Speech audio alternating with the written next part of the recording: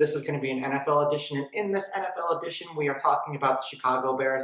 And man, do I feel bad for the fans of Chicago, because you guys just continue to keep getting shafted.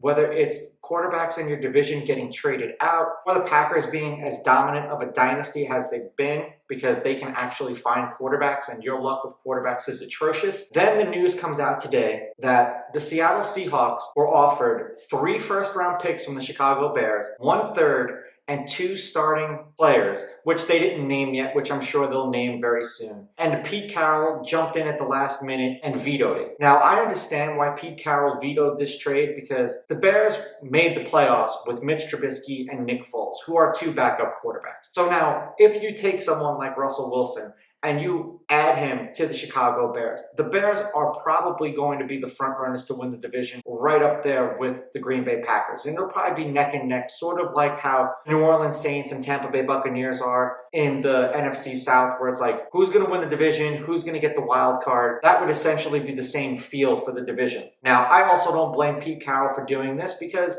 you're getting 3 picks. They'd probably be in the high 20s. So you're not really getting any value for an MVP, Hall of Fame type quarterback. Yes, you're getting 3 first-round picks, but to me, first-round picks are essentially useless when 52% of them work out in the NFL. And the average NFL player's career is 3 years. To make matters worse, now you guys went and signed Andy Dalton to a 1-year, $10 million contract. And it's just like when it rains, it pours for Chicago Bear fans, because not only did you just get bitch slapped by Pete Carroll out of Russell Wilson, which I honestly believe, aside from the fact of the high 20 picks, he didn't want to trade him within the conference and then have to play him once a year or potentially play him in the playoffs. So if Russell Wilson's going to go anywhere, I honestly believe that it's going to be to a team in the AFC.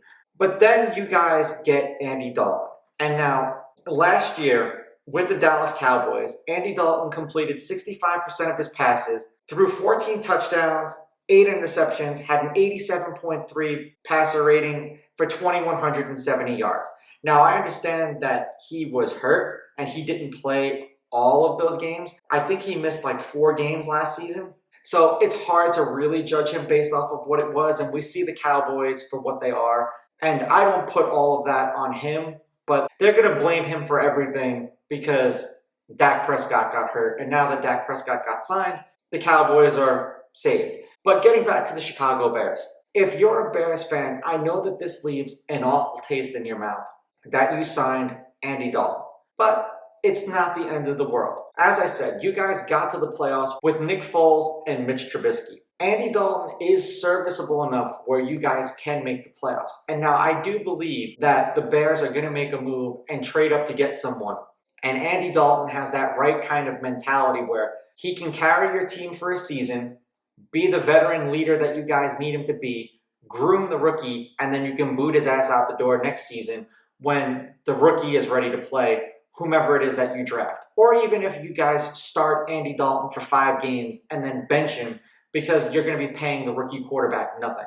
I know it's a shitty day in Chicago because you guys got vetoed on Russell Wilson and Andy Dalton is your consolation prize, but the NFL draft is right around the corner and you guys probably will end up taking a quarterback. Let me know what you guys think of this take in the comments below. Don't forget to like and subscribe to my channel. Follow me on Instagram at Raw Sports Talk. Follow me on Twitter at Raw Sports Talk 1. I'll catch you guys in the next episode. I'm out. Ooh, baby, I like it raw.